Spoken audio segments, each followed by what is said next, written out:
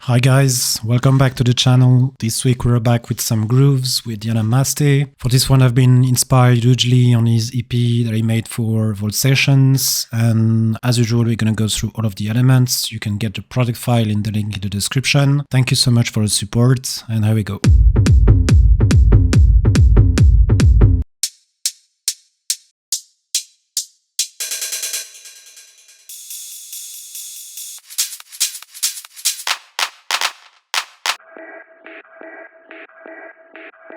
High energy. High energy.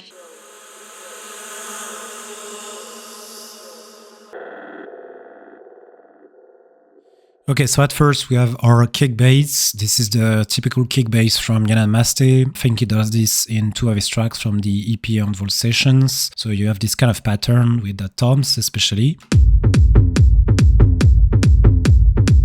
So we're gonna go through this kick. As you can see, there's 5 layers. So I have group processing on the whole thing, of course. But I have a main kick, a top kick, some toms, reverb or rumble, and some rolling pattern in the rumble also. So for the main kick, this is a Vengeance Trancey kick. So nothing special, it's just a fall to the floor pattern. What I use is what I've used for all of the tutorials on grooves, especially what Schler and Alarico does, is using the overdrive on those kick. So at first it's very raw, and I get it to be more distorted, more subby with more body. So what I do is this overdrive, this full overdrive on, but without touching the dynamics. I then boost the body, I make sure the bass is in mono, and I do another overdrive like this. And I withdraw this resonancy that I usually have, especially with the overdrive that I will put on the group. So this is the main kick. So just a clean punch. Then I have a top kick. So here just to boost a little bit of that top. So here I'm just taking a kick. I put the EQ just to have the high and mid frequencies.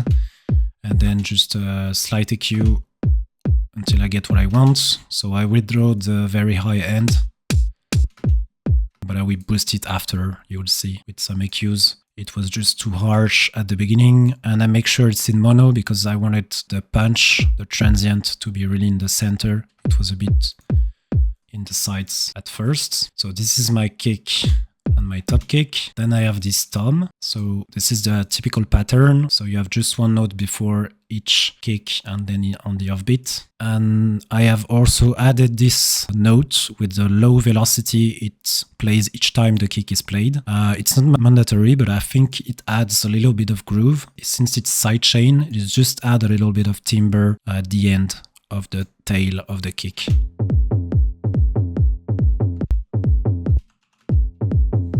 So yeah, just a little bit of tone like this.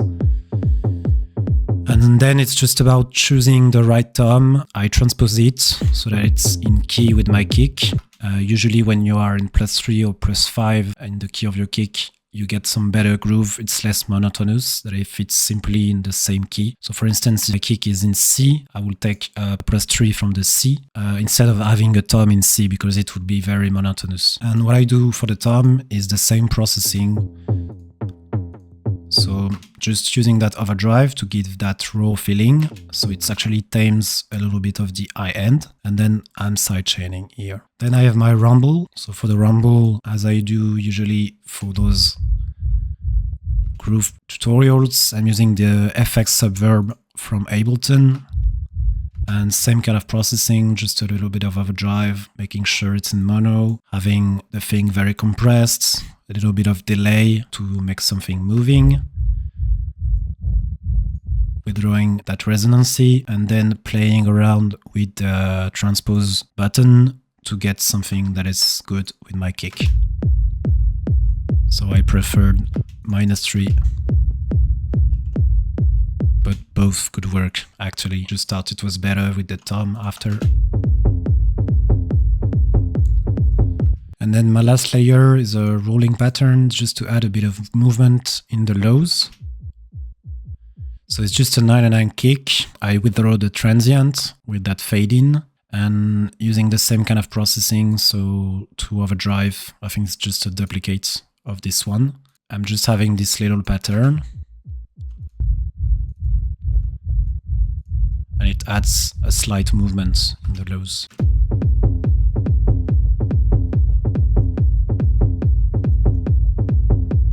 And that's pretty much it. And then the final touch is the last bit of processing. So I have this utility just to make sure I'm not in the red, because I had a lot of overdrives on those channels, and I will add another one. So I don't want to go oversaturated and don't want to be in the red. So I lower the volume first, then I put this overdrive to glue all the things together. And then withdrawing that very boxy, resonating frequency. And then making the kick a bit more clear.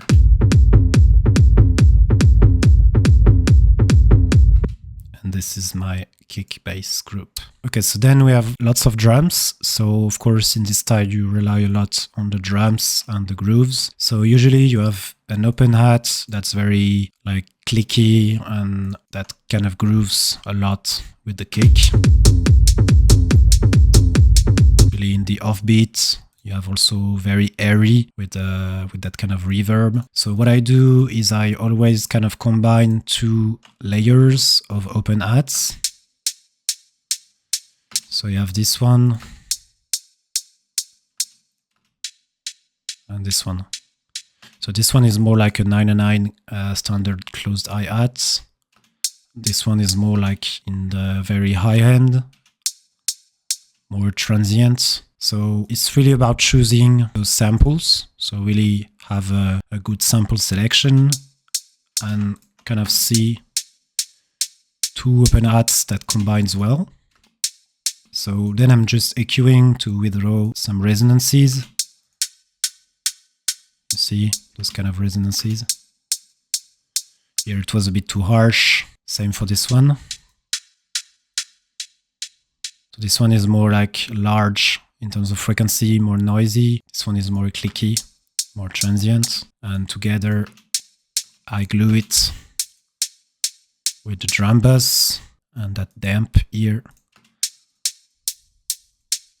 saturating it with the overdrive, and then using the same kind of reverb that I always do for the grooves. So this is this Allucinazione preset from Ableton.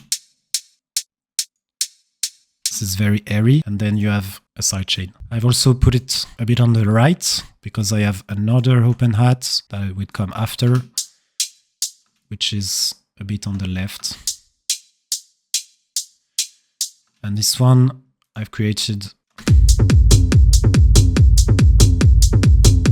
this kind of groove. So alternating one open hat and an open hat with 2 layers. So same thing, I have chosen here something that's very in the high end, in the high frequency, and this one is more like a standard open hat together.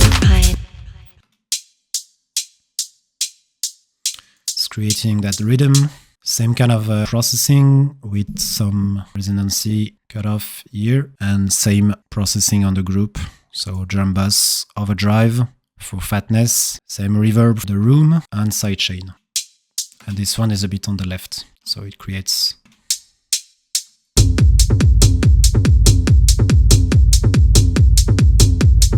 Next, I have this little drum loop.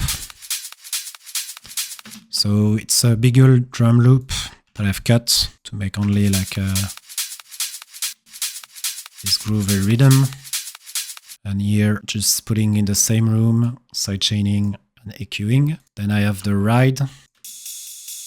So for the ride, I have some classic pattern with some velocity movement like this and a bit of humanization. Same for this one. And I'm just using two different rides. We have this one, 909. This one, just a different pitch. And both together going through the same room as the other drums, sidechain and then EQing. So we're drawing the very mid frequencies that are too resonating and not fits the style. So I only keep the high end. And finally I have this open hat that kind of pops around in the track at different moments. So it's this kind of pattern. So it's 16th notes that are played like this and with the full note at the end with the tail. So it's a basic open hat 909 and then same kind of processing. So the overdrive to distort a bit, tame again the high end. Then I'm using D-Res to redraw that resonancy and then drum bass to make it a bit more fat. Same kind of room, and this time I'm adding lots of delay, especially for the tail to have some feedback, and then some EQs just to control a bit the volume and resonances. So that's pretty much it for my drums. Next I have a clap. So this is a standard 909 clap.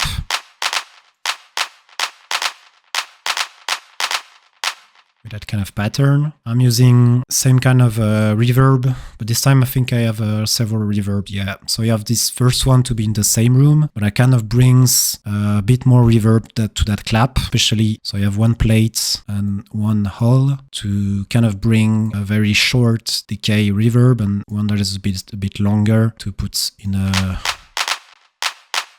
more interesting room, and then sidechain and then EQ. I have also a snare like this, just to enhance a bit that clap at some point. So in some of his tracks, you have this kind of snares. So it's just taking a snare sample and same kind of processing each time. So same room, that hallucinazione. I've put the same vintage reverb from the clap and a bit of delay on sidechain and EQ. So next is my vocal. This is actually like the main element of the track. So I think in this track is using like some kind of sexy vocal. So I've choose on purpose this female vocal. High energy. That was cool and vibing for the track. So I'm just adding the same kind of processing that I do for every single channel of this track. So it's basically the same room with that hallucinazione and adding the same reverb that I have for the clap. This is a bright plate reverb and one that is a more whole ambience reverb, and adding a delay. High energy. It's really giving that vocal to be very wide and take lots of space. And yeah, just here using high energy sparsely at the beginning of the track and then more like regularly, but still it's not like robotic regular because sometimes you have some variations. So especially kind of using, I think it's using this kind of effect. So just putting it in 16th pattern and then to 1/8 pattern and releasing with some reverb. High energy.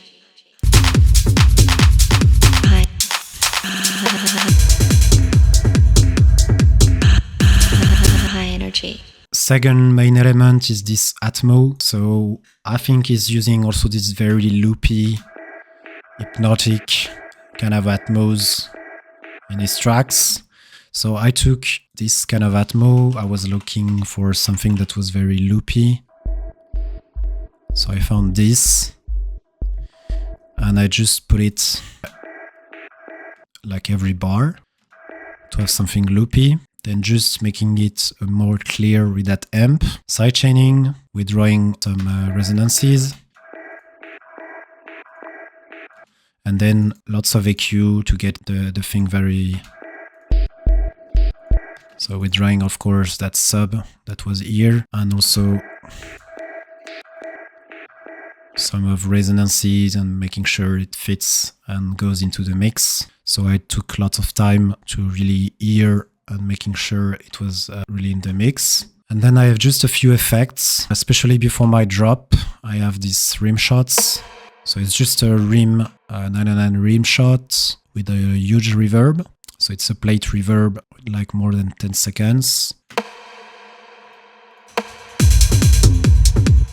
Drum bus is to control the transient, get a bit more compression. High energy. So I'm using it every 16 or 32 bars to kind of say, okay, this is a drop. And I have also in the background some other effects that are close to some voices. So this one is a vocal effect on which I've added a reverb like this. And I have also this one, which was weird kind of vocal effects, and I make it more weird with that grain delay to reduce the pitch like this.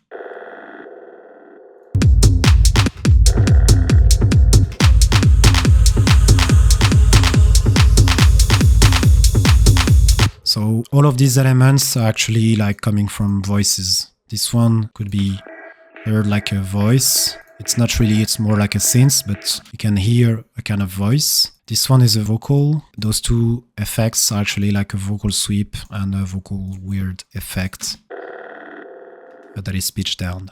And so this is very coherent. And as you can see, there's not so much element, and the processing is very simple. Like I use the exact same processing for every single channel. So this is a bit of distortion, bit of management of the compression with the drum bus, and then just putting it in the room with that hallucination. Sometimes I add another reverb for the main elements of the track, and then just mixing with the EQs, and that's it. So really the important thing is choosing the right samples. So each time these are coming from very raw drums, coming from 99 machines, like the open hat, it's a 99, the ride, it's the 99, close hat 99, clap 99, snare also. Everything comes from 99 drum machines, but it's really about choosing the right sample, choosing the right pitch for the sample, managing the compression, tail, to get something that is groovy, that really like play a call and answer with a kick.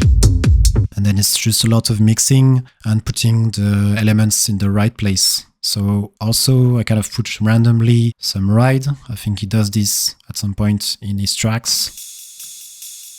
It's like random rides that begins and then just ends after one bar. He does this also with the clap and the snare.